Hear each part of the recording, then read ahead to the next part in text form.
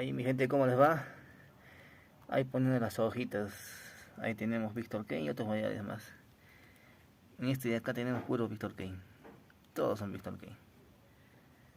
No son otros, somos otros más, a ver. Estos de acá son otros que ya tenemos ya.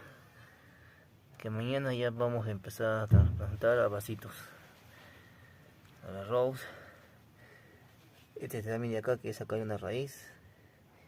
El cupido, Margaret Repin. Vamos a ver más, a ver.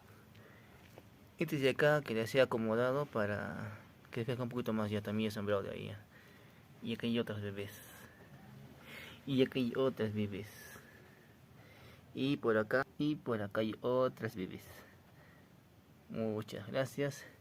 Creciendo en el jardín del Edén. Reproduciendo full crías repetidas. Full.